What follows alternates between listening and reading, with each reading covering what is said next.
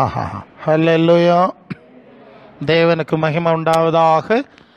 இந்த நாளில் மீண்டும் ஒரு முறை உங்களோடு சேர்ந்து தேவனை மகிமைப்படுத்தும்படியும் விண்ணப்பங்கள் வேண்டுதல்களை ஏறெடுக்கும்படியும் ஆவியானவர் நமக்கு என்ன பேசுவார்? பாச சொன்ன மாதிரி எனக்கும் தெரியாதுதான். நான் தேவனுடைய சுவிசேஷகனாய் நான் போய்கொண்டே இருக்க வேண்டும். ஆண்டவர் என்னோடு என்ன பேசுகிறாரோ அதெல்லாம் நீ பேசணும்னு எனக்கு தேவ ஆவியானவர் பல சூழலில் பேசினதுனால தான் நான் இப்படி போயிட்டே இருக்கிறேன். ஸோ நமக்காய் நம்மை பார்க்கிற நம் மத்தியில் இருக்கிற தூய ஆவியானவர் பேசணும். ஹல்லேலூயா. எவருக்கு அன்பின் வாழ்த்துக்கள். எபிரேயர் எழுதின நிருபத்தில் 12ஆம் அதிகாரம் அதன் முதல் வசனம். எபிரேயர் 12 முதல் வசனம் படிங்க. ஆகையால் மேகம் போன்ற திரளான சாட்சிகள் நம்மை சூழ்ந்து நிற்கிறது. பாரமான யாவற்றை நம்மை சுற்றி நெருங்கி நிற்கிற பாவத்தை தள்ளிவிட்டு விசுவாசத்தை துவக்குகிறவர் முடிக்கிறவருமாகிய இயேசுவை நோக்கி நமக்கு நியமித்திருக்கிற ஓட்டத்திலே பொறுமையோடு ஓட கடவோம். ஹல்லேலூயா.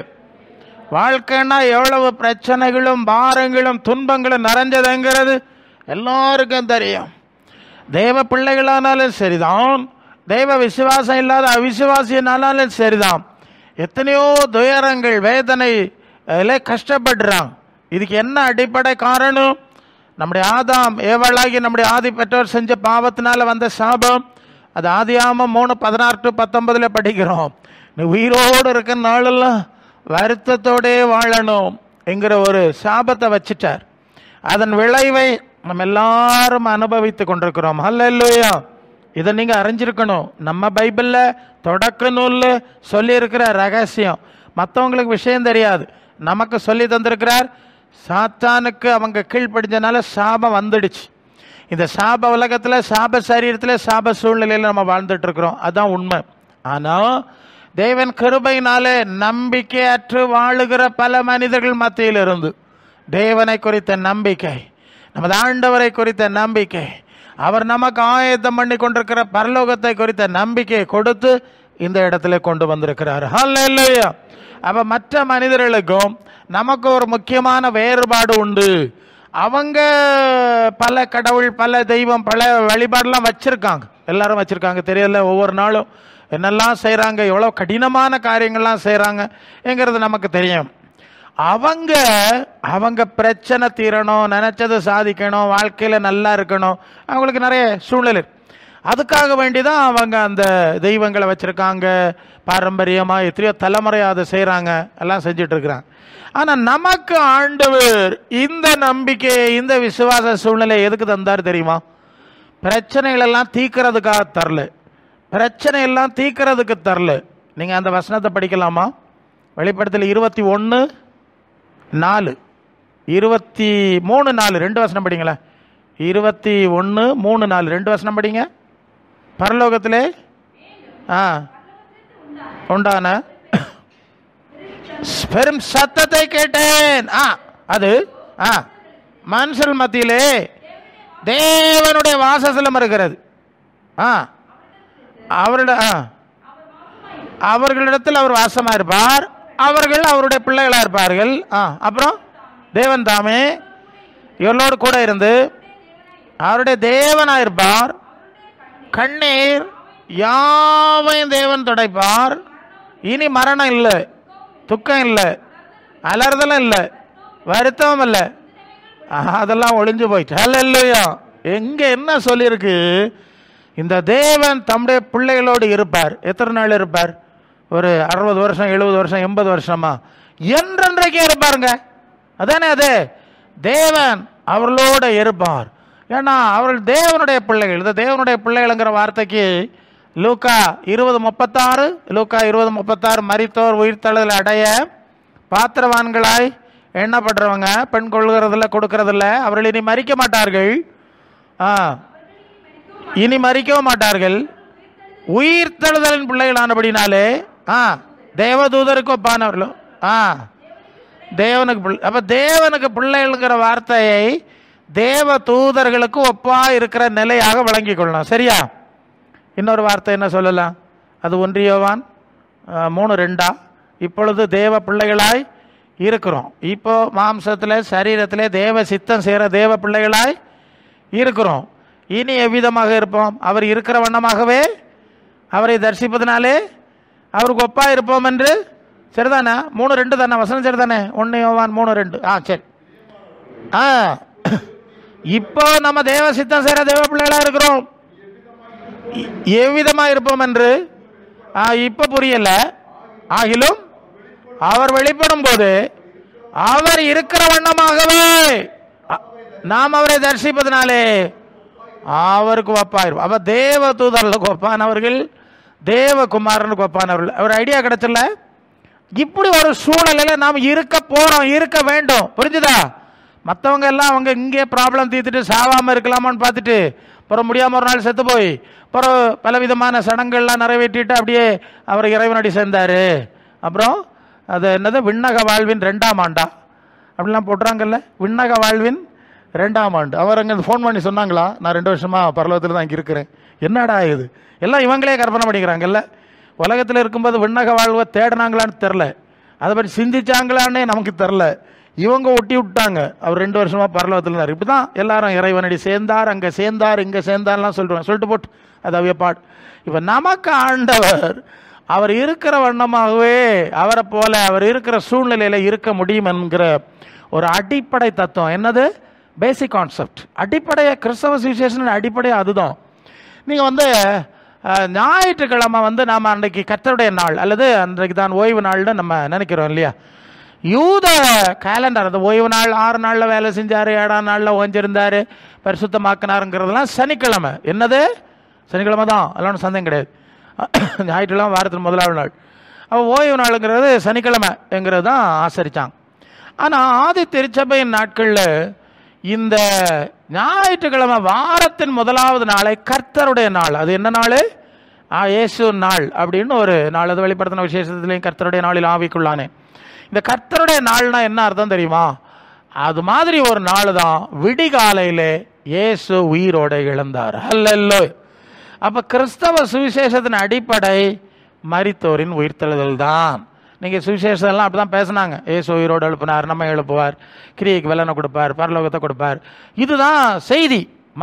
செத்து கல்லறையில் மலரவளையும் வைக்கிறது இல்லைங்க செய்தி, சுவிசேஷம். மரித்தோரின் உயிர்த்தெழுதல், சாவாமை உள்ள வாழ்வு அல்லது சாவை கடந்த ஒரு வாழ்வு தான் சுவிசேஷம் என்பதை முதலாவது நம்ம அறிஞ்சிருக்கணும். அப்போ நம்ம மனசில் எப்போதும் அந்த காரியம் பதிஞ்சிருக்கணும். அதனால தான் அந்த வசனத்தில் இயேசுவை நோக்கி ஓட கிடவோம். மற்றவெல்லாம் செத்து போன சாமியை பார்த்து ஓடுறான்ல, நம்மெல்லாம் உயிரோடு இருக்கிறவர் பார்த்து ஓடுறோம். இல்லை ஓகே, இந்த வேறுபாடு. அவர் உயிரோடு இருக்கிறார். அந்த உயிரோடு இருக்கிற ஆண்டவரை நோக்கி ஓட கடவோம். ஆண்டவரை நோக்கினா அவர் இருக்கிற இடத்துக்கு ஓடணும், அவர் இருக்கிற வண்ணமாகவே மாறுறதுக்கு ஓடணும். சரிதானே? அவரை ஏன் பார்க்குறோம்? அந்த வசனம் சொல்லுது. அது 2 கொரிந்தியர் 3:18. நாம் எல்லாரும் திறந்த முகமாய் கர்த்தருடைய மகிமையை கண்ணாடியிலே காண்கிற வண்ணமாய் கண்டு ஆவியா இருக்கிற கர்த்தரால் அந்த சாயலாதானே மகிமையின் மேல் மகிமை அடைந்து மறுரூபம் அடைகிறோமா? வசனம் சரிதானா? மறுரூபம் அடைகிறோம். 3:18. 2 கொரிந்தியர் 3:18. 2 கொரிந்தியர் 3:18. நாம் எல்லாரும் திறந்த முகமாய் கர்த்தருடைய மகிமையை கண்ணாடியிலே காண்கிற வண்ணமாய் கண்டு ஆவியா இருக்கிற கர்த்தரால் அந்த சாயலாதானே மகிமையின் மேல் மகிமை அடைந்து. இப்போ அது இங்கிலீஷில் ப்ரெசன்ட் பர்ஃபெக்ட் கண்டினியூஸ் டென்ஸ் மாதிரி சில டிரான்ஸ்லிட்டரேஷன்ஸில் இருக்குது. ஓகே, ப்ரெசன்ட் அடைகிறோம், இப்போது அடைகிறோம், அப்படி தானே சொல்லுது. சந்தேகம் இல்லைல்ல? அந்த விஷயம் முக்கியம். இப்போதே நம்ம ஒரு மறுரூபத்தை அடைகிறோம், இனி வருவார் அடைவோங்கிறதுலாம் செகண்ட் தான். அதனால தான் 2 கொரிந்தியர் 4:16 பவுல் சொல்லுவார், ஆனபடினாலே நாங்கள் சோர்ந்து போகிறதில்ல, எங்கள் புறம்பான மனுஷன் அழிஞ்சிருக்க போது உள்ளான மனுஷன் நாளுக்கு நாள் நவ் இஸ் ஹேப்பனிங், இப்போ நடக்குது. சரிதானே? அப்போ இங்கே கவனிக்கிற விஷயம், இயேசு இருக்கிற இடத்துக்கு போக வேண்டும், இயேசு இருக்கிற தன்மை அடைய வேண்டும். ஆனால் அந்த தன்மை அடைகிறதுக்கு முன்ன இப்போமே நமக்குள்ள அந்த தன்மை உண்டாகிறது. சரிதானே? வசனம் கரெக்ட் இருக்கு. இப்போமே நமக்குள்ள இயேசுவின் சாயல், இயேசுவின் தன்மை. ஒரு சாதாரண விஷயம் நினைக்கிறீங்களோ? ஏதோ வந்தோம், பாட்டு பாடினோம், கையடித்தோம், ஏதோ பிரசங்கம் பண்ணாங்க, அப்படி இல்லைங்க. அவர் அவரை போல ஒரு தன்மையை நமக்குள்ளே உருவாக்குறது தான் ஒரு சபைக்கு வேலை. இப்போ புரியுதா நான் சொல்கிறது? ஏசு இடத்துல வந்தால் பேய் போவோம், நோய் குணாகும், பிரச்சனை தீப்பார், எல்லாம் சரிதாங்க, இல்லைன்னு சொல்லலை. இதுதான் எல்லாரும் இதுக்கு தான் ஓடிட்டு நடக்கிறான். கேட்டால் சொல்லுவான் எனக்கு சாப்பியம் பிரச்சனை தீர்த்துன்னு சொல்லிட போகிறான் சில வேளை. ஸோ அது இருக்கட்டு, இதெல்லாம் செகண்டரி. என்னது? 2ஆம் நிலை தான். முதல்ல மெயின் இஷ்யூ என்னது? இயேசு எப்படி இருக்கிறாரோ அதுபோல நம்மை முழுமை மாற்ற போறார். அதற்கு முன்பு இப்போது என்னுடைய ஆத்மாவை மாற்றி கொண்டிருக்கிறார். ஹல்லேலூயா. அப்ப பரிசுத்த ஆவியாகிய கர்த்தர், ஆவியானவர் அதை செய்கிறாருன்னு தான் அந்த வசனம் சொல்லுது. பரிசுத்த ஆவின்னு சொன்னோன்னா நாம ஜெபிக்கிறோம், குதிக்கிறோம், கையடிக்கிறோம், அந்நிய பாஷை பேசுகிறோம், அந்த வல்லமையில நிரம்புகிறோம், இதெல்லாம் நம்ம பார்க்குறோம். இது மட்டும்தான் பொதுவாக நினச்சிருக்காங்க. இவ்வளவுதான் ஒரு வல்லமை அப்படி இருக்கோங்கிறது தான் நிறைய பேர் நினச்சிருக்கிறாங்க. ஆனால் இங்கே இந்த வசனம் சொல்லுது, அந்த ஆவியானவர் நம்ம இயேசுவை போல மாற்றுகிறார். ஹல்லேலூயா. இது ரொம்ப முக்கியமான ஒரு விஷயம். இந்த ஆவியானவர் நம்முடைய ஆத்மாவை மறுரூபப்படுத்துகிறார், மாற்றிக்கொண்டே இருக்கிறார். நவ் இப்போது நம்மை மாற்றிக்கொண்டே இருக்கிறார். ஏன்னா இந்த ஆவி எந்த ஆவின்னு சொன்னால் அதை ரோமருக்கு எழுதின நிருபம் 8, அதுக்கு முன்னே ஒரு வசனம் படிங்க. கலாத்தியர் 4:6. கலாத்தியர் 4:6 படிங்கள். கலாத்தியர் 4:6 படிங்கள். அப்பா பிதாவே என்று கூப்பிடத்தக்க, கலாத்தியர் 4:6 தானே. மேலும் புத்திரராக இருக்கிறபடினாலே அப்பா பிதாவே என்று கூப்பிடத்தக்கதாக தமது குமாரனின் ஆவியை உங்கள் இருதயங்களில் அனுப்பினார். இங்கே தேவன் குமாரனின் ஆவியை, அந்த குமாரன் ஆவின்னு சொன்னால் அதுக்கு ஏன் அந்த வார்த்தை குமாரன் ஆவி போட்டிருக்குன்னா, நீங்கள் அப்போஸ்தலர் 10:38 தேவன் நசரேயனாகிய இயேசுவை பரிசுத்த ஆவியினாலும் வல்லமையினாலும் அபிஷேகம் பண்ணினார், தேவன் அவரோட கூட இருந்தார், அதனால பிசாசின் வல்லமையில் ஆகப்பட்டு அவரையும் விடுதலை பண்ணுகிறவர் சுற்றி திரிந்தார். சரிதானே? அப்போ தேவன் ஆவி தம்முடைய ஆவியினாலே அவரை நிரப்பினார். யோவான் 4:24 தேவன் ஆவியாக இருக்கிறார், அவரை தொழுது கொள்கிறவர்கள் ஆவியோடும் உண்மையோடும் தொழுது கொள். அப்போ தேவன் ஆவியாக இருக்கிறார், பிதாவாகிய தேவன் ஆவியாக இருக்கிறார், அவர் தூய ஆவியாக இருக்கிறார். அந்த ஆவியை தேவன் இயேசுவுக்கு கொடுத்தார். அந்த வரிசை இப்படி தான் பார்க்கணும். முதலாவது இயேசு அவர் ஞான ஸ்நானம் பெற்ற கரையேறப்படனே அவருக்கு அந்த ஆவியை கொடுத்தார். அதே ஆவி அந்த குமாரனுக்கு கொடுத்த ஆவியை நமக்கு தருகிறார். அல்லேலூயா. அதான் அப்பா பிதாவேன், அவர் பிதாவேன்னு கூப்பிட்டார், இந்த ஆவியை பெற்றவர்களும் அப்பா பிதாவேன்னு கூப்பிட்றாங்க. அதனால தான் இதை ரோமர் 8:9 தேவன் கிறிஸ்துவின் 8:9 ரோமர் 8:9 எடுத்து தேவனுடைய ஆவி உங்கள் வாசமாக இருந்தால் மாம்சத்துக்கு உட்பட்டவர்களாக இராமல் ஆவிக்கு உட்பட்டவர்களாக இருப்பீர்களே. அடுத்தது கிறிஸ்துவன் ஆவி இல்லாதவன் அவருடையவன் அல்ல. அப்போ இந்த கிறிஸ்துவன் ஆவின்னு ஏன் சொல்லியிருக்கு? இயேசுவுக்கு தேவன் கொடுத்த, முதலாவது அவருக்கு கொடுத்தார். அதை பிறகு நமக்கு ஆண்டவர் சொன்னார், வாக்குத்தத்தம் பண்ணப்பட்ட பரிசுத்த ஆவியினாலே நிரப்பப்படும்படி எருசலேமில் காத்திருங்க, பரிசுத்த ஆவி உங்களிடத்தில் வரும், நீங்கள் பலன் அடைவீர்கள், நான் அந்த ஆவியை அனுப்புகிறேன், பிதாவிடத்தில் வேண்டிக் கொள்வேன் எல்லாம் சொல்லிட்டு போனார். பிறகு சீடர்கள் பெற்றார்கள். இப்போ வரைக்கும் நாம் அதை பெற்றுக்கொண்டிருக்கிறோம். சரியா? அப்போ இந்த ஆவி, இந்த தூய ஆவி கிறிஸ்துவுக்கு உள்ளே இருந்த ஆவி. இது முதலாவது புரிய வேண்டியது, கிறிஸ்துவுக்கு உள்ளே இருந்த ஆவி. இந்த ஆவியை நமக்கு தந்தா என்ன நடக்கும்? நமக்கு தந்தா என்ன நடக்கும்? அது பிலிப்பியர் 2:5.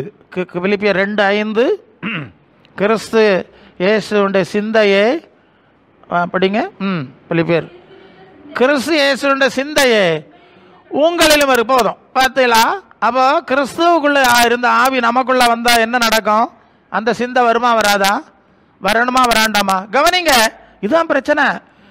பல காரியம் அந்த ஆவியினால பல காரியம்லாம் நடக்கலாம், உண்மைதான், இல்லைன்னு சொல்லலை. ஆனால் பிரைம் அல்லது முக்கியமான விஷயம் இந்த கிறிஸ்து அந்த வசனம் வருதுல்ல, கலாத்தியர் 4:19 படிங்கள். என் சிறு பிள்ளைகளே, கிறிஸ்து உங்களிடத்தில் உருவாகும் அளவும் உங்களுக்காக மறுபடியும் கிறிஸ்து உருவாகணும். இப்போ புரியுதா? அவர் அங்கே வெளியே நிற்காரு, அவரை புகழணும் பாடணும் அப்படி சொல்லலைங்க, உங்களுக்குள்ள அவர் உருவாக வேண்டும். அல்ல இல்லையோ?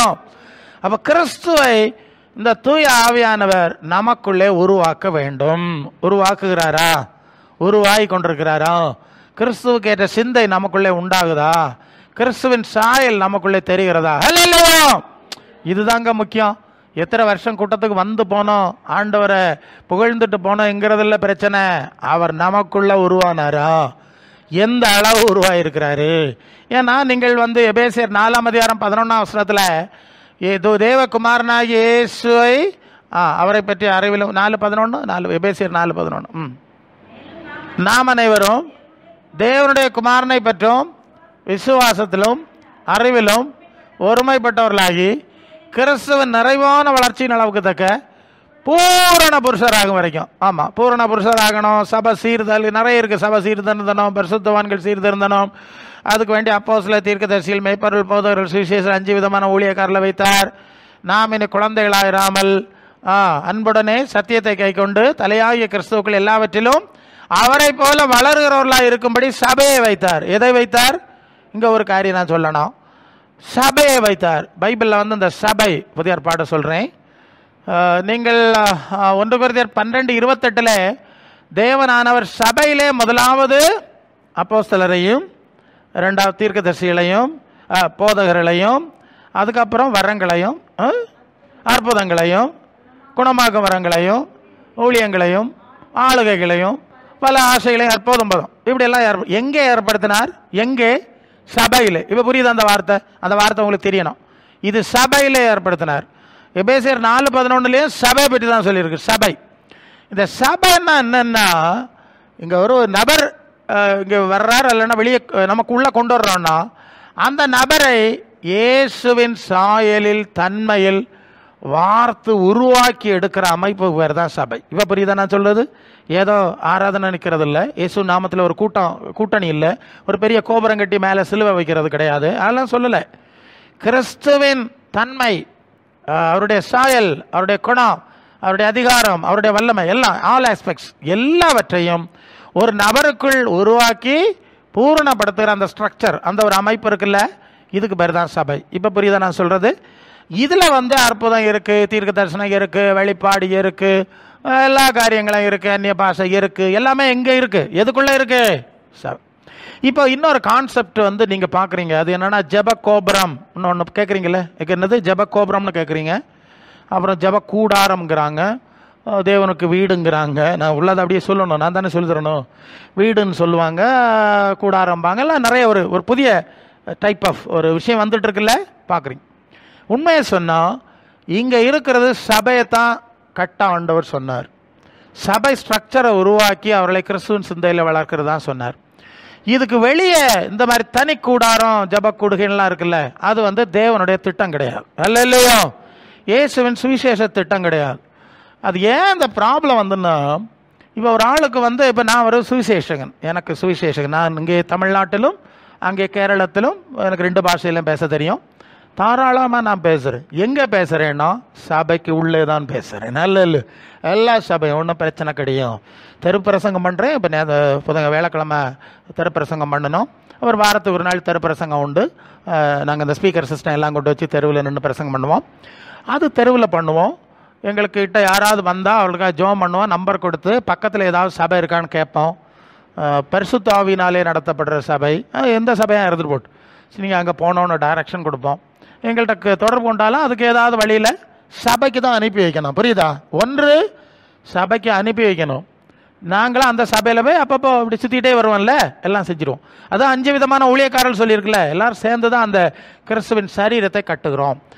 அப்போ நான் வந்து நான் போய் தனியாக ஒரு இடத்துல ஒரு கூடாரம் போட்டுட்டு ஏதோ எனக்கு தெரிஞ்சது மட்டும் ஏதோ ஒரு சைடு, ஏன்னா எனக்கு ஊழியத்துக்கு எனக்கு என்ன அதிகாரம் அங்கீகாரம் தந்தாரோ அது மட்டும் தான் நான் செய்ய முடியும்ல. இப்போ ஒரு ஆள் தீர்க்க தரிசனம் சொல்கிறாருன்னு, இப்போ அவருக்கு தீர்க்க தரிசனம் சொல்ல மட்டும்தான் தெரியும், மற்றது செய்யுது. அதனால தானே அப்போஸ்தலர், தீர்க்கதரிசிகள், மேய்ப்பர்கள், போதகர்கள். அது எபேசியர் 4:13-14 அது அதுக்கு முந்தின வசனத்திலேருந்து படி. இல்லைம்மா, அதுக்கு முந்தின வசனத்தில் சபையானது சீர்திருந்தும்படி, அதுக்கு முந்தின வசனமா பரிசுத்தவான்கள் சீர்பொருந்தும் பொருட்டு சுவிசேஷ ஊழியத்தின் வேலைக்காக கிறிஸ்துவின் சரீரமாகிய சபையானது பக்தி விருத்தி அடைவதற்காகவும். இப்போ இல்லைங்க, இந்த சபை அது பக்தி விருத்தி எல்லா ரீதியிலையும் வளர்றதுக்கு சிலரை அப்போஸ்தலரை, தீர்க்கதரிசிகளாய், சுவிசேஷர்களாய், மேய்ப்பர்களாய், போதகராகவும் ஏற்படுத்தினார்.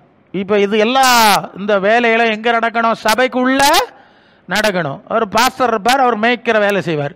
நான் ஒரு சுவிசேஷம்னா நான் என்ன பிரசங்கம் பண்ணுறேன். நீ இன்னொரு வரம் உள்ளவர் இருப்பார்னா அவருக்கு பாட்டை செய்கிறார் இல்லையா? எல்லாரும் அவரோட பாட்டை செய்கிறான். ஸோ இதில் ஒரு ஆள் போய் தனியாக ஒரு இடத்துல உட்காந்துட்டு அவருக்கு எனக்கு நான் சொன்ன வெளிப்பாடு வரும், இல்லைன்னா ஏதோ சுகமளிக்க வர இருக்கு அப்படின்னு ஒரு இடத்துல போய் உட்காந்தார். அப்போ எல்லாரும் ஜனங்கள் போக போகிறாங்க, அது இயல்பு தானே. பிரச்சனைன்னா எல்லாரும் ஜெபம் பண்ண போகிறாங்க, அவர் ஜெபம் பண்ணுறாரு. உடனே அவர் பார்க்குறாரு, உடனே கொஞ்ச நாளையில் அதை ஒரு சபைன்னு ஒரு போர்டு போட்டுருவார். சரியா? போட்டு அது என்னமோ நடக்கும், எனக்கு தான் எல்லாமே தெரியும். நான் என்ன சொல்கிறேன், அவருக்கு தீர்க்க தரிசனம் வர மட்டும்தான் இருக்கும், இல்லைன்னா சுகமளிக்கம் வர மட்டும்தான் இருக்கும். ஒரு சபையை நடத்தக்கூடிய அந்த ஃபுல் ஸ்ட்ரக்சர் நடத்தக்கூடிய கழிவு அவர்கிட்ட இருக்காது. இப்போ புரியுதா நான் சொல்கிறது? ஒரு வீட்டை நடத்தணும்னா அவர் அப்பா அம்மா பிள்ளைகள்னு அது எத்தனை விஷயம் இருக்குது. இப்படி ஒவ்வொருத்தரும் ஒரு காரியம் தனியாக செஞ்சுடுவான். இப்போ அந்த சூழ்நிலையில் ஜனங்களை என்ன பண்ணிடுவாங்கன்னா கடைசி வரை அதிலே உட்கார வச்சுருவாங்க. இவர் ஒரு சைடு தான் போவார், பரலோகத்தை பற்றி சொல்ல தெரியாது, பரிசுத்தம் தெரியாது, வேறுபாடு தெரியாது, கிறிஸ்துவன் பூரணத்தை கொடுக்க அவருக்கு முடியாது. ஒன் சைடு முடியும். இவர் இருக்க வேண்டிய இடம் ஒரு சபையோடு இருக்கணும். அல்லனா இவங்க என்ன செய்யணும், இவங்கள் மூலம் ஆத்மா ஆதாயப்பட்டால் சபையெல்லாம் உண்டாக்கணும். ஒரு சபையை உண்டாக்கி நீங்கள் பாஸ்டர் மேய்ங்க, நான் வந்து எல்லா இப்போ even church of South India போன்ற சபைகள் கூட பார்த்தீங்கன்னா அந்த அடிப்படை ஸ்ட்ரக்சர் அப்படியே வச்சுருக்காங்க. பார்த்தீங்களா? அந்த ஸ்ட்ரக்சர் இருக்குது, அது ஒரு ஸ்ட்ரக்சர். இப்போ அது இல்லாமல் இன்னொரு சூழ்நிலை வந்துட்டு இருக்கு, பார்க்குறீங்களே, அது தப்பு. அல்லேலூயா. ஏன்னா நீங்கள் கிறிஸ்துவுக்குள்ள அவங்க வந்து எங்களோட செய்திகளை கேட்டிங்கன்னா உங்களை ஆசீர்வதிப்பார், உயர்த்துவார், ஏதோ அவருக்கு தெரிஞ்ச மட்டும் சொல்லிட்டு இருப்பார். பரலோக ராஜ்யத்தை எப்போ சொல்கிறது, பரிசுத்தத்தை எப்போ சொல்கிறது, அதுக்குரிய நிறைய விஷயம் இருக்குல்ல, அது அவருக்கு தெரியாது. அவருக்கு அந்த காலிங் கிடையாதுங்க, அதான் பிரச்சனை. அவருக்கு ஏதோ ஒரு நன்மையை செஞ்சிருப்பார் ஆண்டவர். ஸோ இவங்க வந்து அப்படி செய்யலை. இதனால அந்த ஜனங்களுக்கு என்ன உண்டாகுன்னா, நாங்கள் இந்த சபைக்குரிய உபதேசங்கள் எல்லாம் அப்படியே பேசும்போது அது அவர் அப்படி சொல்ல இல்லையே, இவர் இப்படி சொல்ல இல்லையே. நான் சொல்லுவேன், இயேசுநாதர் சொல்லியிருக்காரு, அவருடைய சீஷர்கள் சொல்லியிருக்காங்க, அவர் இருக்கிற இடத்துக்கு போனால் மரியாதையை இதை பார்த்துரு, இல்லைன்னா மாட்டிக்க போகிற. சரிதான் என்ன சொல்கிறது? யார் நான் சொன்னாலும் சரிதான். ஏசு சொன்னது இருக்குங்க, சீடர்கள் சொன்னது இருக்குங்க, இதை பதிவு பண்ணி 2000 வருஷங்களை கழிச்சு நம்ம கையில் கொடுத்துருக்காங்கல்ல, இதை தூர போட்டுட்டு அவரிடம் போகாது. இதுக்குள்ளே இருந்தால் ஓகே, அவர்கிட்ட இல்லாததும் இதுக்குள்ளே இருக்கும் இல்லையா? இப்போ என்ன நடக்குன்னா, இந்த அடிப்படை இல்லாததுனால ஓகே, ஏன்னா நாங்கள் சந்திக்கிற சூழ்நிலை அப்படி இருக்கு. நாங்கள் அங்கே போனோம் இங்கே போனோம் அற்புதம் நடந்து அப்படிங்கிறாங்க. கொஞ்ச நாள் கழித்து வேறு மாதிரி கன்ஃபியூஷனில் இருந்து திருப்பியும் எங்களை கூப்பிட்றாங்க. அப்போ நான் கேட்பேன், சரி அவர் ஏதோ ஒன்று செஞ்சிருப்பார், ஆண்டவருடைய நாமத்தில் செஞ்சுருந்தா அந்த நாமம் அதை செஞ்சுருக்கோம், இன்னும் எத்தனையோ வேறு காரியம் இருக்குது, நீங்கள் அதில் போயிருக்கணுமே, ஏன் போகல? ஸோ அது தெரியலையா, அவர் சொல்லவே இல்லையா? இல்லையா, நீங்கள் உங்களுக்கு தோணு மாதிரி போங்க அப்படிங்கலாம் சொல்கிறாங்க. அப்படி சொல்ல முடியாது. ஒன்றில் சரியான ஒரு வழியை காட்டலாம், என்ன சூழ்நிலைக்கு போங்க, இல்லைன்னா தானே ஒரு ஸ்ட்ரக்சர் பண்ணி இப்படி இருக்குது, அடுத்த காரியங்கள்லாம் அவங்க சொல்லுவாங்க, நீங்கள் ஆண்டவரோட நடத்தியிருந்தால் இட்ஸ் ஓகே. இப்படி இல்லாமல் ஒரு சூழ்நிலை இருக்குது. அவங்க வந்து என்ன ஆயிடுறாங்கன்னா, இவங்களுக்கு சுவிசேஷத்தின் பூரணம் அவங்களுக்கு தெரியாதுல்ல, அல்லது சபையினுடைய முழு நிலம் அவங்களுக்கு தெரியாதனால அவங்களே கொஞ்சம் கொஞ்சம் பேக் ஸ்லைட் ஆயிடுவாங்க, அரசியல்வாதி ஆயிடுவாங்க, தகாத எல்லைக்குள்ளே போவாங்கன்னு பார்த்தீங்கன்னா தெரியும், ஏகப்பட்ட பிரச்சனைகள் மாட்டுவாங்க. இப்போ ஒரு சர்ச்சு மாஸ்டரை எடுத்து பாருங்க, அவர் அந்த சர்ச்சில் அவருக்கு ஒரு கட்டு கோப்புக்குள்ளே தான் இருக்க முடியும், அவருக்கு அந்த போது அசைய முடியாது. அவர் அசைஞ்சா உடனே விசுவாசிகள் பாஸ்டர் எப்படி இல்லையா இருக்குது, நீங்கள் எப்படி போகிறீங்க கேள்வி கேட்க போகிறாங்க. ஸோ அந்த ஊழியக்காரங்க நாங்கள் மாறி மாறி வரும்போது ஆவியானவர் பேசிடுவார் இல்லையா, எனக்கு இன்னொரு பேசுவார், அவருக்கு நான் பேசணும். ஸோ அந்த கட்டுக்கோப்பு இது தனியாக நடந்துட்டா யாருமே பேச முடியாது, கேட்க முடியாது. பார்த்தா அது தெசை மாறி எங்கேயோ போயிடும். இப்படி தான் நிறைய கோபுரங்களும் கூடாரங்களும், ஆமாம் தேவனுக்கு வீடுன்னு சொல்லுவாங்க. நான் கொஞ்சம் கிண்டலாக சொல்லுவேன், எப்போ அந்த அளவுக்குலாம் போவாண்டா, ஒரு சுவிசேஷ கூடுகைன்னு சொல்லிட்டு போங்க. ஏன்னா இங்கே வந்து வசனத்துக்கு எதிராக போகிறீங்க. ஏன் வசனத்துக்கு எதிராக போகிறீங்கன்னா, 1 கொரிந்தியர் 3:16 என்ன சொல்லுகிறது? 1 கொரிந்தியர் 3:16 என்ன சொல்லுது? என்ன சொல்லுது? நீங்கள் தேவனுடைய ஆலயமாக இருக்கிறீர்கள், தேவனுடைய ஆவி உங்களில் வாசமாக இருக்கிறது என்றும். அப்போ தேவனுடைய ஆவி நமக்குள்ளே இருக்குங்க, நாம் ஆலயம் ஆயாச்சுன்னா அப்புறம் எதுக்கு இப்போ அப்படி வீடு கட்டுறது? இப்போ புரியுதா நான் சொல்கிறது? நீங்கள் இன்னொரு வீடு கட்ட முடியாது, இன்னொரு கூடாரம் அமைக்க முடியாது. நம்ம ஆலயம் எல்லாரும் சேர்ந்து சபை, ஓகே. இதுக்கு வெளியே ஒரு கான்செப்ட் கிடையாது. ஸோ இப்படி பண்ணிடுறாங்க. அதனால வேறு பல பிரச்சனைகள்லாம் ஏற்படுது. சரி, ஏன்னா எங்களுக்கு வேறு வழி இல்லை, ஜனங்களை பரலோக ராஜ்யம் கொண்டு சேர்க்கணும்னா அந்த கான்செப்டை நாங்கள் சொல்லி ஆகணும்ல, அதுதான் மெனக்கட்டு இப்படி சுற்றிக்கிட்டே இருக்கணும். அப்போ சபை உங்களை கிறிஸ்துவின் சாயலில் வளர்த்து எடுப்பதற்கு வைக்கப்பட்டிருக்கிறது. அங்கேதான் கிறிஸ்துவன் பூரண சுவிசேஷ சத்தியங்கள் இருக்கிறது. அங்கேதான் தேவ ஆவியானவருடைய முழு செயலை இருக்கு. ஹல்லேலூயா. அங்கே போகிற போவோம் சுகமாக 1 2 ஆகும், போகிறோம் ஆகாது. ஆமாம், அப்படிலாம் இருக்கும், மாறி மாறி இருக்கும். இப்போ சமீபத்தில் அது எவ்வளோ பெரிய சீட்டுன்னா, எனக்கு ஒரு வேறு தெரியும், பிரபலமானவர் தான், நான் பெயர் சொல்ல விரும்பலை. உங்களுக்கு அண்டர்ஸ்டாண்டிங், உங்களுக்கு புரிதலுக்கு தான் நான் சொல்கிறேன். இது இங்கே ஒரு சபைக்கு வர்றீங்கன்னு, ஒரு வாரத்தில் எத்தனை நாள் வர்றீங்கன்னு உங்களுக்கு தான் தெரியும் இல்லையா? எகெயின் திருப்பி இங்கே வர போகிறீங்க. பாஸ்டர் மாதிரி அப்படி தான், உங்களுக்கு நீங்கள் சொல்கிறத கேட்கணும், உங்களுக்கு ப்ராப்ளம் ஜோம் பண்ணணும், அதுக்கு என்ன ஆலோசனைன்னு ஆண்டவர்கிட்ட காத்து கிடக்கணும், அவர் கொடுக்க வசனத்தை பேசணும். இது நடந்துட்டு தானே இருக்கு. திருப்பி நீங்கள் இங்கே தான் வரணும், நீங்கள் வேறு இடத்துக்கு ஓட முடியாது. இன்னொரு இடத்துக்கு நீங்கள் இந்த மாதிரி கூடாரம் கோபுரத்துக்கு போனீங்கன்னா மாதத்துக்கு ஒருக்கா போனால் போதும்ல, வருஷத்துக்கு ஒருக்கா நீங்கள் இஷ்டம் விட்டுனா போகலாம், இல்லைன்னா போகணும். இங்கே அப்படி இல்லை, நீ ஏன் வரலன்னு கேட்க போகிறாங்க. எப்போ நான் வரேன், உங்களை காணலையே. ஏன்னா அப்பாவுக்கு பிள்ளைய பற்றி கவலை. காலையிலேயே போனானே, வீட்டுக்கு வரலையே, நேரம் ஆகிட்டு இல்லையா, அவர் ஏன் வரல, 2 நாளாக பயலை காணலையே. இது மாதிரி தான் தேடுவாங்களா, தர மாட்டாங்களா? இது அந்த சபையினுடைய ரெஸ்பான்சிபிலிட்டி. வெளியே இருக்கவங்க வந்து ஆயிரக்கணக்கில் ஆள் கூடுற இடத்துல யார் வந்தா யார் போனா கணக்காக எடுக்கிறாங்கன்னு. ஸோ இப்படி அது நடந்துடும். ஜனங்கள் வந்து அப்படி டச் பண்ணிட்டு அங்கே இப்போதாவது போயிட்டு இங்கே வந்துடுவாங்க. அடுத்த காரியங்கள் அப்போ சபைன்னு சொன்னோம், இந்த முழு அதிகாரமும் இங்கே பொறுப்பு. அது இன்னொரு வார்த்தை இருக்குது, அது எபிரேயரில் தான் இருக்குது, வசனம் வருது. ஆத்துமாக்களுக்கு உத்தரவாதம் பண்ணுகிறவர்களாய் விழித்திருக்கிறவர்கள் ஆனபடினாலே அவர்களுக்கு கீழ்ப்படிந்து அடங்குங்கள். அது ஊழியக்காரர்கள் ஆத்துமாக்களுக்கு என்ன செய்யணுமோ, உத்தரவாதம் பண்ணணும், கேரண்டி பண்ணணும். ஒரு பொருளை நாம் வாங்குகிறோம், அது வந்து 13 வாசிங்க, 13 17. உங்களை நடத்துகிறவர்கள் ஆத்துமாக்களுக்காக உத்தரவாதம் பண்ணுகிறவர்களாய் விழித்திருக்கிறவர்களானபடினாலே அவர்கள் துக்கத்தோடு அல்ல சந்தோஷத்தோடு அதை செய்யும்படி அவர்கள் கீழ்ப்படிந்து அடங்குங்கள். அவர்கள் துக்கத்தோடு அப்படி செய்தால் அது உங்களுக்கு பிரயோஜனம் இருக்க மாட்டாது. ஒரு பொருள் வாங்குகிறோம் பாருங்க, 6 மாதம் கேரண்டின்னு சொன்னோம், ஒரு 3 மாதத்தில் ப்ராப்ளம் ஆகிட்டுனா என்ன செய்வீங்க? அதை கலத்தி, ஃபேனை கலத்தி, என்ன கிடக்கு, 6 மாதம் கேரண்டின்னு சொன்னால் 3 மாதத்துலேயே கடை கொடுக்குறோன்னு அடிக்குது, இன்னும் சத்தம் போடுவீங்க. உடனே உட்காருங்க சார், என்னோட கூல் ஐஸ் ஒரு ஐஸ் சர்பத்தெல்லாம் வாங்கி தந்து ஒன்றில் ரிப்பேர் பண்ணி தர போகிறோம், இல்லைன்னா ரீப்ளேஸ் பண்ண போகிறோம். அது என்ன டேர்மோ அது சரிதானே? இதுக்கு என்ன பேர்? உத்தரவாதம் பண்ணுறது. இது இப்படியே போயிட்டு வந்திருந்தால் உத்தரவாதம் இல்லாத நிறைய இடம் இருக்குல்ல. இப்போ வந்து டிஃப்ரெண்ட் சபைக்கும் மற்றதுக்கு கோபுரத்துக்கும் உள்ள வித்தியாசம் உங்களுக்கு தெரியும்னு நினைக்கிறேன். ஓரளவு நீங்கள் அண்டர்ஸ்டாண்ட். நான் ஒன்று சொல்கிறேன், வந்து இந்த வியாபாரிகள் ஜப ஐக்கியமா என்னமோ ஒரு குறிப்பிட்ட நம்ம தமிழ்நாட்டில் பிரபலமானவர், அவருடைய ஊழியத்தில் இப்படி ஒன்று வச்சுருக்கிறார். வியாபாரிகளுக்கு ஆசீர்வாதத்துக்கு 1, மாணவர்களுக்கு ஆசீர்வாதத்துக்கு 1, அதுக்கு அவர் இன்னொரு வச்சுருக்கிறார். பெண்ணெல்லாம் கொடுப்பாரு, அவர் தான் கொடுப்பாரு, வாங்கி வச்சா பரீட்சை எல்லாம் பாஸ் ஆகிருங்கிற மாதிரி படம் காட்டினார், அது 1. இவர் வியாபாரிகளுக்கு 1, குடும்பஸ்தர்களுக்கு 1, குடும்பம் இல்லாதவர்களுக்கு 1, இப்படியெல்லாம் ஒரு டைப்பில். அதான் சொல்கிறேன், இந்த சபையினுடைய ஸ்ட்ரக்சரில் அது இருக்காது. இங்கே எல்லாமே இருக்குங்க. குழந்தைகளுக்கு இருக்கும், வாலிபர்களுக்கு இருக்கும், தாய்மாருக்கு இருக்கும், தாத்தா பாட்டிக்கு இருக்கும், எல்லாமே சபையில் இருக்குல்ல. இது இங்கே நடக்கு. அவர் வெளியே போய் கொஞ்சம் வித்தியாசமா வியாபாரிக்கு 1, வேற ஒருத்தனுக்கு 1 அப்படின்ட்டு ஒரு வச்சிருக்காரு. அதில் சேர்றவங்களுக்கெல்லாம் ஏதோ ஒரு பிரிண்ட் அவுட் ஒரு பிரிண்ட் பண்ணி கலர், அவருக்கு எம்பளம் ஊழியத்தினுடைய சிம்பிள் எல்லாம் போட்டு எழுதி கொடுத்துருக்கிறாங்க. இவர் அதில் உறுப்பினர், அந்த வியாபாரிகள் பார்ட்னரா, ஆமாம் பங்காளர் திட்டமா ஏதோ ஒன்று, அதில் உறுப்பினர்னு அடித்து கொடுத்துட்றான்.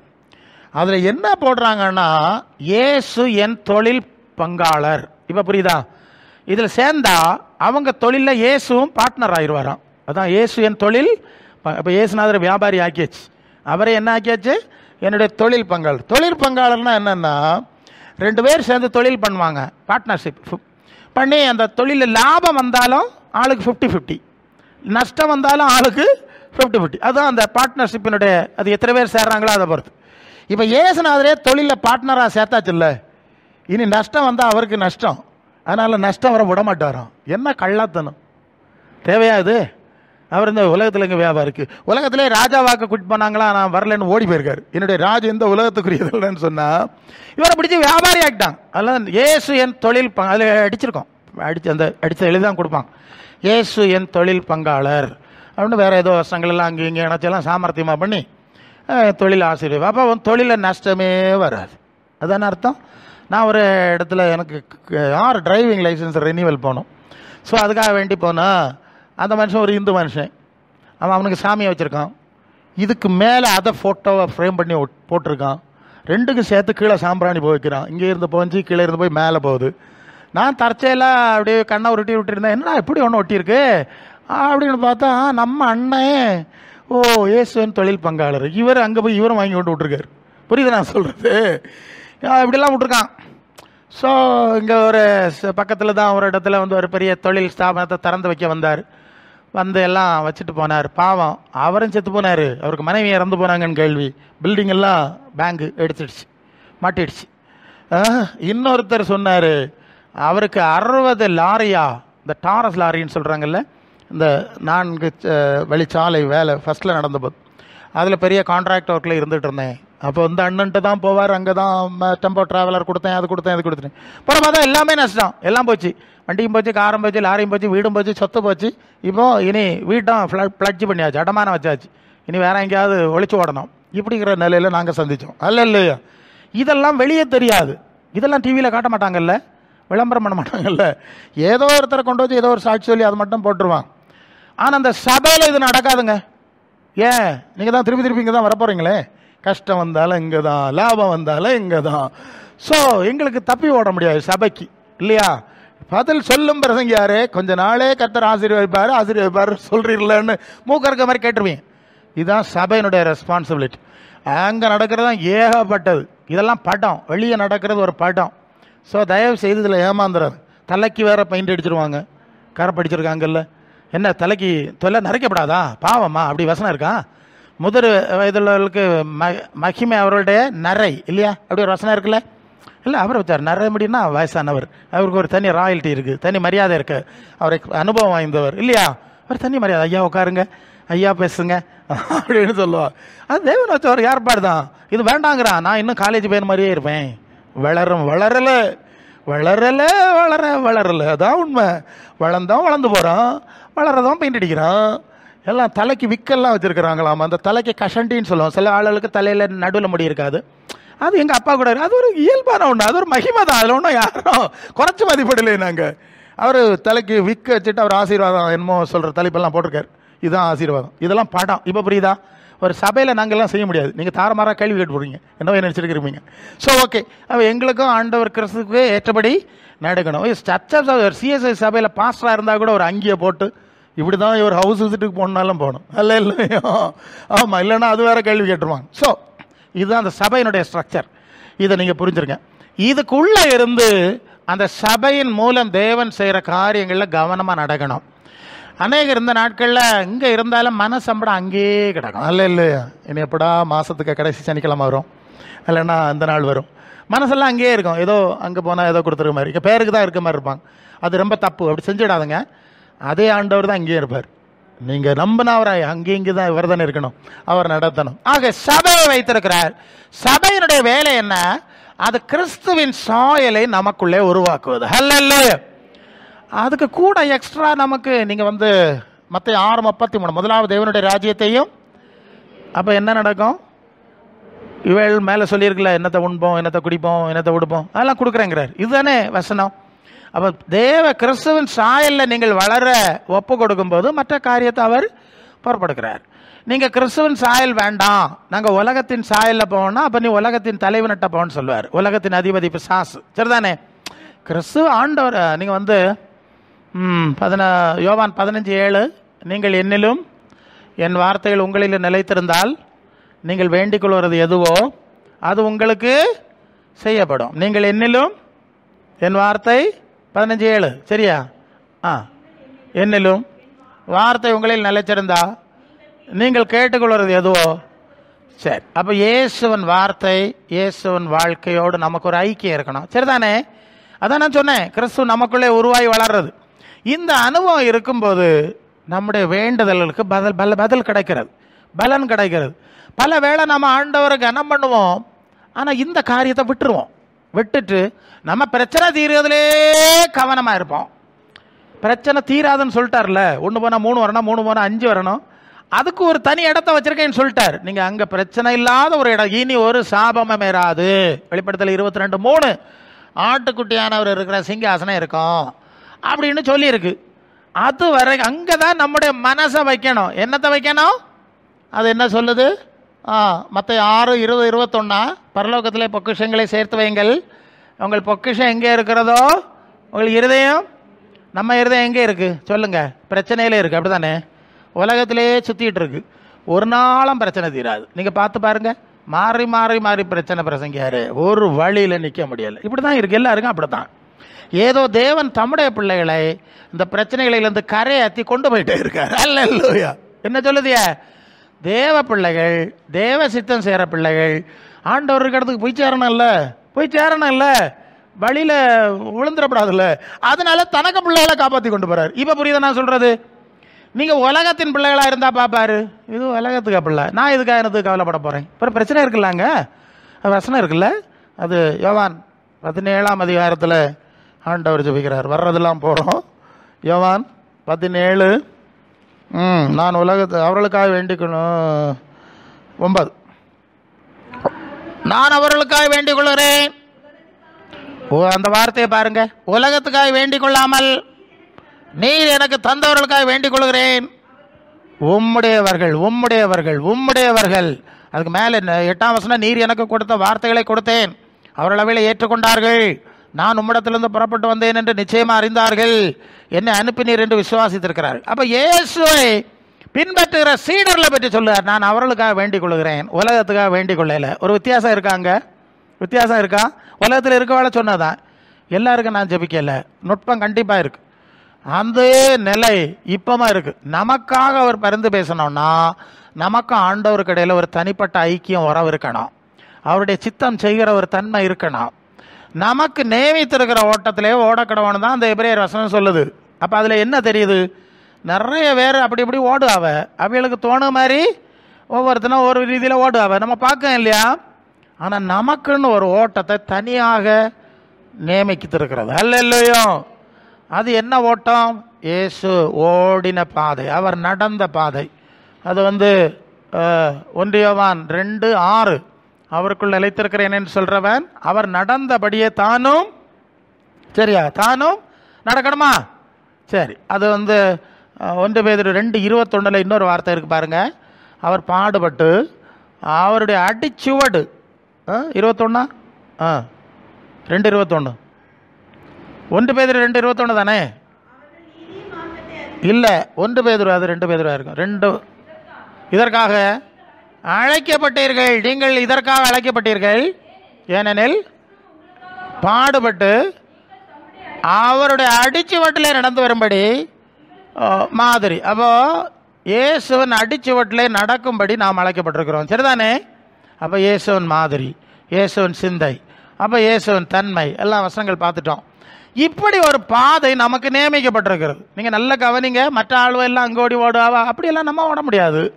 நமக்கு அவங்களுக்கு ஓட்டம் உலகத்துக்கு நேராக போகுது, நம்முடைய பாதை பரலோகத்துக்கு நேராக போகுது. அவருடைய பாதை கல்லறை மண்ணுக்கு போகுது, நம்முடைய பாதை விண்ணுக்கு போகுது. அல்ல, அந்த வெளிப்பாடு, தெளிவு, நிச்சயம், உறுதி நமக்குள்ளே இருக்கணும். அப்படி ஓடுகிற ஒரு ஓட்டம் இருக்கும்போது நம்ம என்னெல்லாம் செய்கிறோம்? அநேக பாரங்களை தூக்கி தலையில் வச்ச மாட்டோம். உலக மனுஷனை பார்த்தீங்கன்னா உள்ளதெல்லாம் தூக்கி தலையில் வச்சுக்கிடுவான், எல்லாத்தையும் தலையில் வச்சுக்கிடுவான். ஏன்னா எல்லாத்துலேயும் அவனுக்கு தலைவன் ஆகணும்னு ஆசை. ஆனால் ஆண்டவருடைய பிள்ளைகளுக்கு அப்படி இல்லை, இதெல்லாம் எனக்கு தகுதியாக இருக்காது. பவுல் சொல்வார், எல்லாவற்றையும் அனுபவிக்க எனக்கு அதிகாரம் உண்டு, ஆனால் எல்லாம் எனக்கு தகுதியார். ஏன்? நான் இப்போ மண்ணில் உருளுக்காக இங்கே வந்தேன், நான் பரலோகத்துக்கு போகிறக்கு இல்லையா அழைக்கப்பட்டிருக்கேன்? என்ன, நான் இயேசு இருக்கிற இடத்துக்கு இல்லையா போனோம்? அவர் இருக்கிற வண்ணமாய் போகிறவனுக்கு இதெல்லாம் எனக்கு என்னத்துக்கு?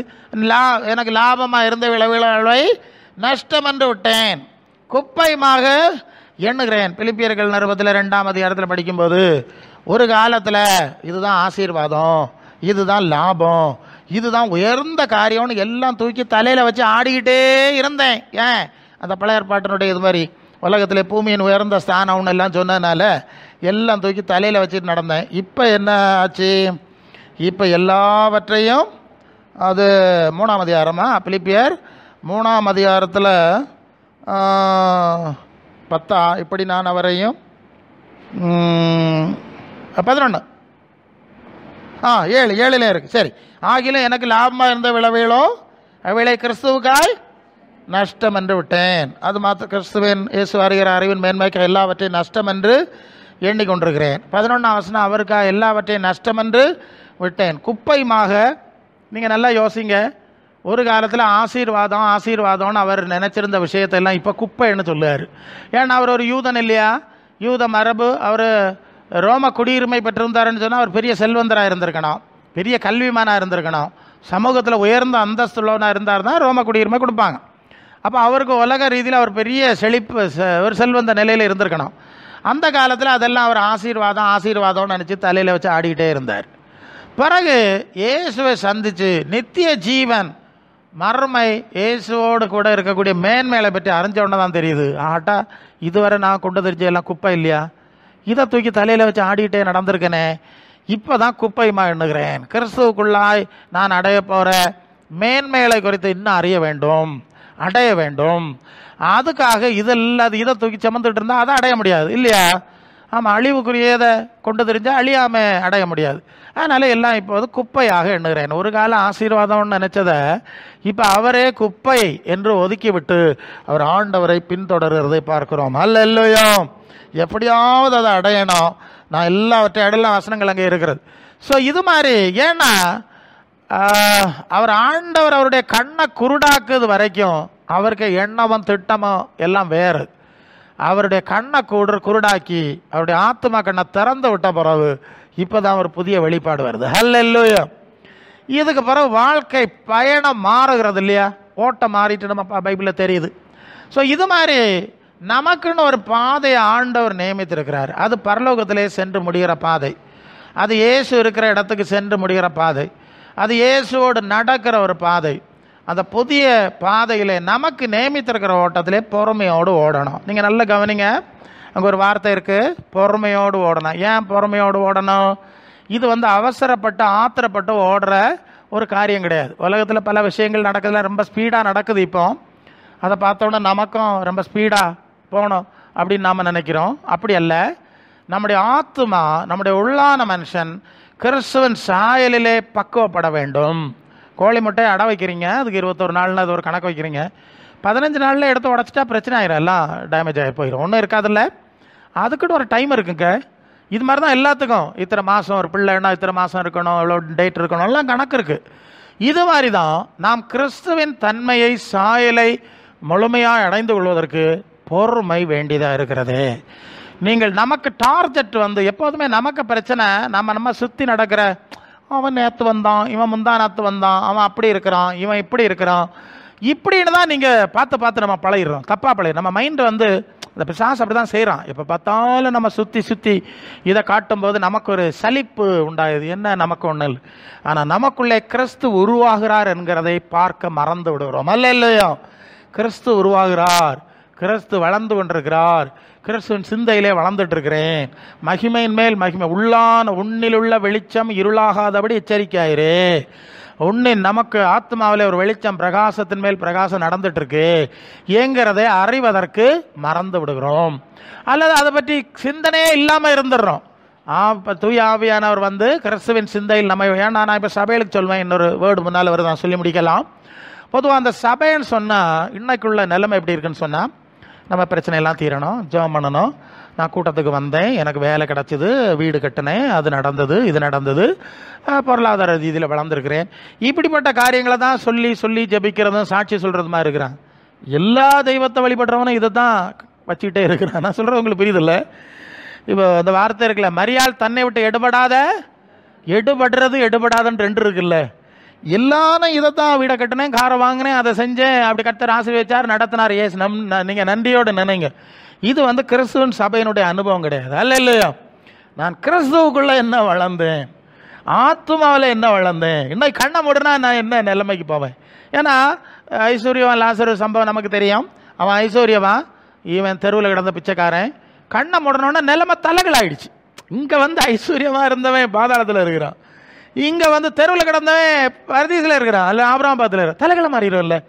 நாம் எங்கே மேன்மையாக நினச்சதெல்லாம் நம்ம கூட வரப்போறதில்லை. அப்போ கிறிஸ்துவுக்குள் மேன்மையானவைகள் எவை, அவைகளில் நான் எவ்வளோ வளர்ந்துருக்கிறேன்னு சிந்திச்சிருக்கோமா?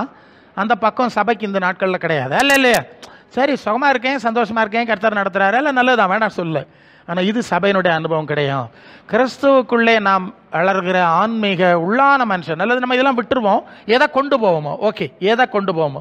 கர்த்தருக்குள் மரிக்கிறவர்கள் பாக்கியவான்கள் என்று எழுத அவர் தங்கள் பிரயாசங்களோடு இளைப்பாறுவார்கள், அவருடைய கிரியைகள் அவருடனே கூட போகும். அப்போ கிறிஸ்துவின் சாயலில் தன்மையில் நாம் எந்த அளவு உருவாக்கப்படுகிறோம், நமக்குள்ளே இருக்கிற ஆவியானவர் அந்த உருவாக்கத்தை ஏற்படுத்துகிறாரா, அதுக்கு நம்ம இடம் கொடுக்குறோமா, எத்தனை வருஷம் ஆச்சு, எவ்வளவு க்ரோத் வந்திருக்கு. ஒரு பிள்ளை இருந்தால் அவங்களுக்கு தெரியுது இத்தனை நாள் ஆனால் அந்த பிள்ளைக்கு எவ்வளோ வெயிட் இருக்கணும்னு சொல்கிறாங்க.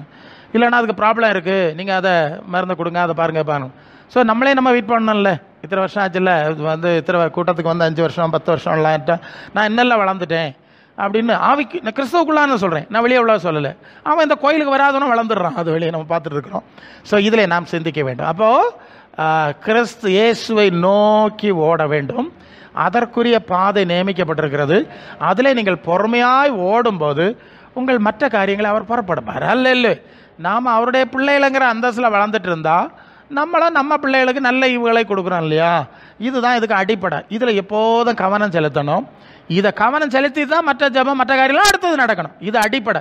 இந்த சபையில் தான் நாங்கள் சொல்ல முடியும். இல்லையோ, ஏன்னா சபை அதுக்குன்னு வச்சிருக்கிறார், எங்களுக்கு அதுக்கு அனுமதி தர்றார், அதிகாரம் தர்றார், சொல்லுவோம். கடைசி வரை உங்களை கிறிஸ்துவுக்குள்ள எவ்வளவு எங்களால் முடியுமா நாங்கள் செய்வோம். ஆவியானவர் செய்கிறத அவர் செய்வார். நீங்கள் அதுக்கு எவ்வளோ சப்மிட் பண்ணுறீங்களோ அதுக்கு ஏற்ப அவர் செய்வார். சரிதானே? கர்த்தர் அப்படி செய்வார். இந்த அனுபவத்தை நீங்கள் தெரிந்து கொள்ளுங்கள் தயவு செய்து. இது இல்லைன்னா நான் உண்மை சொல்கிறேன், நான் நிறைய அனுபவத்தோடு பேசுகிறேன். ஏதோ உலக ரீதியில் சில காரியங்கள் அடைஞ்சிருந்தாலும் ஆத்துமாக்களிலே இழைச்சிருக்கிறாங்க இல்லையா. இச்சைக்கேற்ற போஜனத்தை கொடுத்தார், ஆத்துமாக்களிலே இழைப்பை அனுப்பினார்னு சொன்ன மாதிரி. என்னத்த வாழ்க்கை, என்ன ஒரு நிறைவு இல்லாமல், ஒரு திருப்தி இல்லாமல், ஒரு நிச்சயம் இல்லாமல், ஒரு ஆத்மீக சந்தோஷம் இல்லாமல் ஊழியக்காரர்களே இருக்கிறாங்க. யார்? ஊழியக்காரங்களே. ஏன்னா அவங்களும் இப்படியே ஓடிட்டாங்கன்னு நினைக்கிறேன். ஸோ அப்படி நம்ம முடிச்சிடக்கூடாது. ஆண்டவர் இருக்க இடத்துக்கு போனால் அதுதான் நமக்கு முக்கியம். அவர் வந்தால் நம்ம கூட்டிகிட்டு போனால் அதுதான் நமக்கு முக்கியம். அவரோட நித்தியமாய் புதிய சரீரம், புதிய சூழ்நிலை, புதிய மகிமையில், அதுதான் நமக்கு மெயின் டார்கெட். மற்ற சைடில் ஆகவே இதை முதலாவது மனசில் வைப்போம். முதலாவது முக்கியத்துவம் கொடுப்போம். அதான் முதலாவது. ஓகே, நான் முடிச்சிடுறேன். பொதுவாக ஜனங்களுக்கு பிரசங்க முதல்ல எங்களுக்கு பிரச்சனை தீரட்டு, எங்களுக்கு பியா போட்டு, எங்களுக்கு அது நடக்கட்டு, அதுக்கு பிறகு அதை செய்வோம் இதை செய்வோம், அப்படி ஆண்டவருடைய விஷயத்தில் சொல்லக்கூடாது. முதலாவது ஆண்டவர் என்ன சொல்லியிருக்கார், நான் என்ன செய்ய சித்தமாக இருக்கிறேன், அது அதுக்கப்புறம் அவர் தரட்டு. அவர் சொல்லுவதை நான் முதல்ல செய்யணும், அப்புறம் என் காரியத்தை நான் அப்புறம் சொல்லிக்கிறேன். அந்த ஒரு பயபக்தி பக்கம் வரணும். நான் இந்த நாட்களில் அது ரொம்ப கம்மியாக இருக்கு. நேர் தந்திரனா எத்தனையோ கொடுத்துருப்பாருங்க, அதுக்கு கூட நன்றியாக இருக்க மாட்டாங்க. இதெல்லாம் தந்திரப்பா, நான் என்ன செய்ய சித்தமாக இருக்குன்னு கேட்க மாட்டாங்க, இன்னும் குறை சொல்லிட்டே இருப்பாங்க. அது கொஞ்ச நாள் இருக்கும், பூமிக்குரிய காரியம் தானே. ஓகே, இந்த நாளில் நம்முடைய மனசை திருப்புவோம். என்ன வார்த்தை சொன்னார் ஆண்டவர்? ஆண்டவரை நோக்கி ஓடும்படி தலையை தாழ்த்துவோமா? ஆண்டவரை நோக்கி ஓடும்படி நம்மை அவர் அழைத்தார். அவர் இருக்கிற சாயலை அடையும்படி நம்மை அழைத்தார். அவர் இருக்கிற இடத்துக்கு செல்லும்படி அழைத்தார். சாபமில்லாது, ஆமா, இனி ஒரு சாபமும் இராது, இனி ஒரு கண்ணீரும் இராதுன்னு சொல்லக்கூடிய ஒரு சூழ்நிலைக்கு நம்ம அழைத்தார். பாருங்கள், பிரச்சனை இல்லாத இடத்துக்கு நம்ம அழைத்தார். பாவம் இல்லாத இடத்துக்கு நம்ம அழைச்சாருங்க. அதை முதலாவது மனசுல வச்சிருங்க. அப்படி இல்லைன்னா இம்மைக்காக மாத்திரம் நாம் கிறிஸ்துவின் மேல் நம்பிக்கை உள்ளவர்களா இருந்தோம், எல்லாரை பார்க்கலும் பரிதாபத்துக்குரியவர்களா மாறிடுவோம். நாம் பரிதாபத்துக்குரியவர்களா மாறிடுவோம். அல்லேலூயா. வாழ்க்கையை திருப்பி பாருங்க, எத்தனை வருஷம், எவ்வளவு காலம்.